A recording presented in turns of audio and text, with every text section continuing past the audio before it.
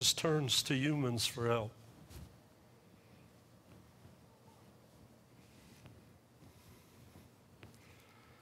My soul is exceeding sorrowful. Tarry and watch with me here. He went a little further and fell on his face, literally fell forward. The burden's too heavy. Oh, it's not a sack of bricks that's on his back. It's the weight of everybody's sin, the awfulness of what had become of his world that he created beautifully.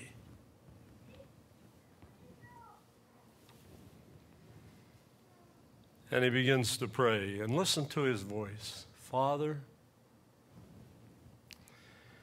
if it's possible, let this cup pass from me. I don't want to go through this. If there's any other way that you can save mankind, that you can reverse things from the way they are, please do it so I don't have to go through this. Sometimes in life, we look at hard things, we look for a way around it, a way to avoid it. But rare does the Christian pray, God, strengthen me and help me. And finally he says, nevertheless, not what I want, but your will be done. I don't want to go through this. He knew what was coming. He knew they were going to spit on him. He knew they were going to crown him with thorns. He knew that they were going to hang him naked on a tree for all to see. The shame is unbelievable. Oh, even our artists dignify things by hanging a cloth around him. He hung naked for you.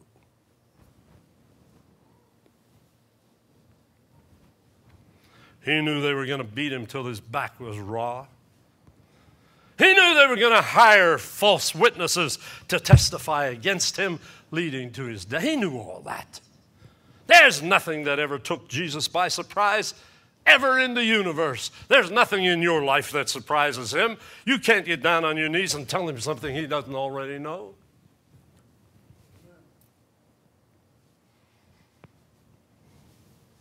He already sees your whole life.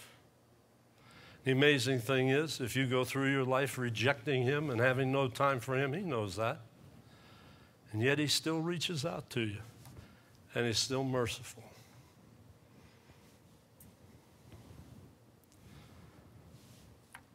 He came back to his disciples again looking for some comfort, and they're all asleep.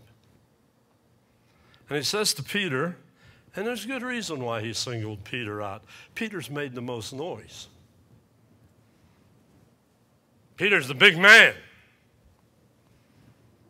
Everybody in the world lets Jesus down. Peter won't. So he singled him out. And he said, couldn't you even pray with me for 1 hour? You that will never deny me. You that will die before you. Couldn't you even pray for me for 1 hour? I have come to a place in life, sorry, that God's people have brought me to this place. I believe very little of what people say anymore when it comes to spiritual things. Oh, Pastor. How many of you ever had anybody put their hand on your shoulders? You ever need anything, call me. No, none of the rest of you ever had that? What happens when you call them? Here's the way it goes, folks. This is standard. Oh, I would love to help you tomorrow, but. It's important you know they love to help you. But. Away with it all. Do you know how many times I've heard people say, and this has been going on for 50-some years, not just here, everywhere I've ever been. Oh, Pastor, I love this church. I'm glad God brought me here. Oh, wow, this is where the Lord wants me to be. 2 weeks later, where are they? Apparently they got in 2 Sundays what other churches couldn't give them in a lifetime, so now they're full, way they go. Is this too much for some of you? You feel like I'm beating you up this morning? I hope you don't feel that way. I'm trying to make you see what Holy Week is really about.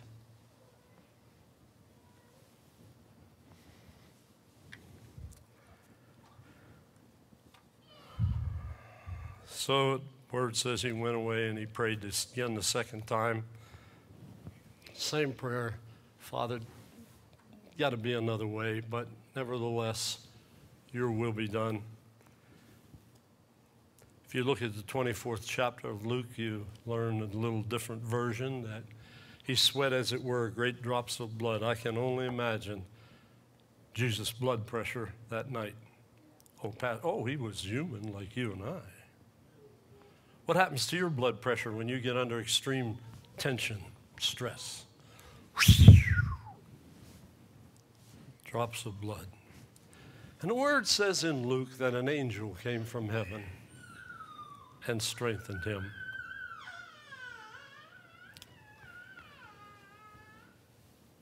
He cometh to his disciples and said unto them, Sleep on now, take your rest. The hour is at hand, the Son of Man is betrayed into the hands of sinners. And now it gets interesting. Rise, let us be going. Behold, he is at hand that doth betray me. While he yet spake, lo, Judas, one of the 12, came in with a great multitude with swords and staves from the chief priests and elders of the people. I want you to remember this the rest of your life. It was a religious people that were responsible for Jesus dying on the cross. It wasn't the down and outers that he'd helped in his journey through life. It wasn't the Mary Magdalenes, and it wasn't the lady that was caught in the act of adultery whom he forgave. It wasn't all of them. It was the religious elite that put him to death. Why? Jealousy. Protecting their turf. The word records a story in the 9th chapter of John of one blind man that he healed. And the religious leaders came to his parents and said, Is this your son? Was he really blind, or is this all just a big act? Oh, he was born blind. Well, now, how can he see? They said, he's old enough. Go ask him. And you know why they wouldn't answer? They knew that Jesus had healed him. They knew that Jesus had touched him. They knew that he could see now because of Christ. But the word says in John chapter 9, they're afraid they'd lose their place in the synagogue if they told the truth. So to protect their interest in their synagogue, they would not even acknowledge that their son who was blind could now see.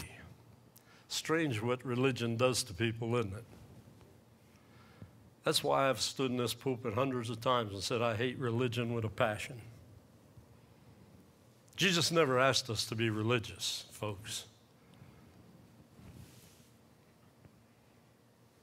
Some of the most religious people I know are also the most hateful.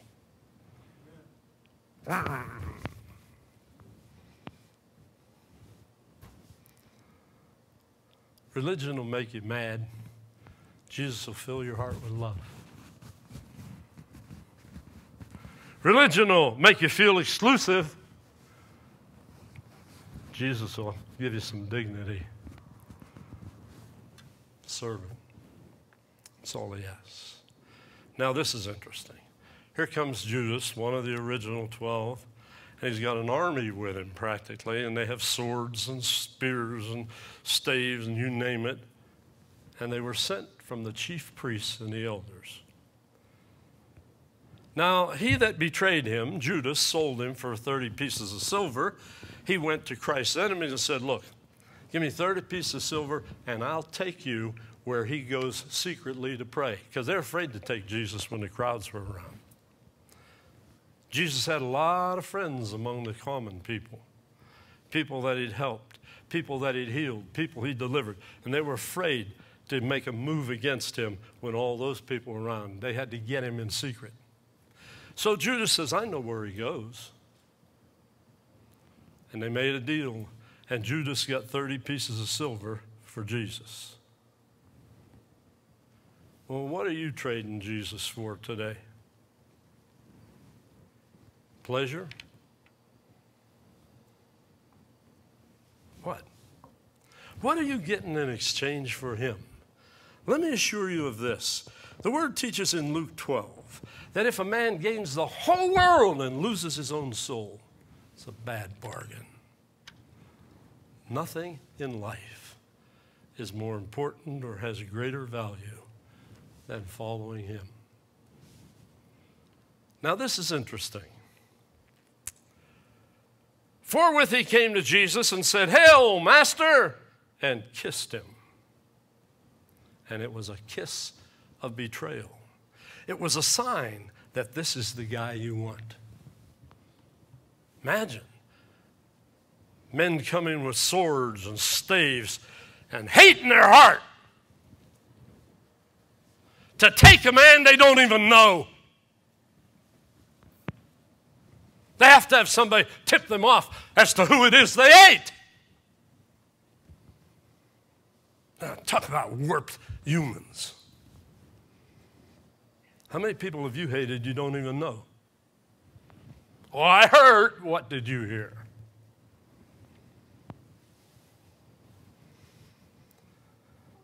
We build walls instead of bridges to each other. And it's been going on since the Garden of Eden. Oh, I heard this about it. I heard that. So here's a whole gang of men breathing out hate, anxious to take him and crucify him, and they don't even know who he is. Judas goes over and kisses him on the cheek and says, "That's him." God help us. No wonder I don't like religion. See what it does to people?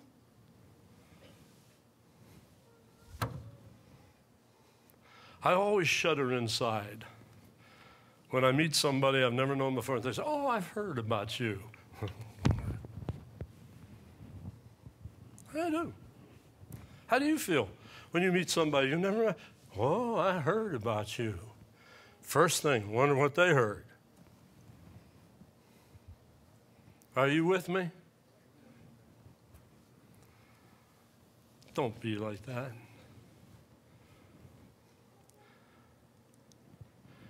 I remember in the 9th chapter of Acts the conversion of Saul, who was a terror to the church. Going around killing Christians, hauling them off to prison, and on his way to Damascus to take more Christians and persecute them, the Lord knocks him to the earth, and he's blind for a few days, and they have to lead him into town. Sure not the way he expected to go into town.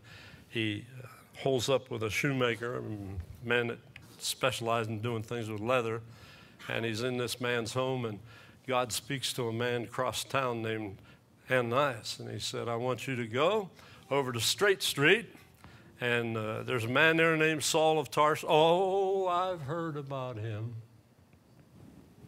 "Well, I want you to go over there and lay hands on him and pray for him. He's a chosen vessel unto." "Oh, I've heard about him."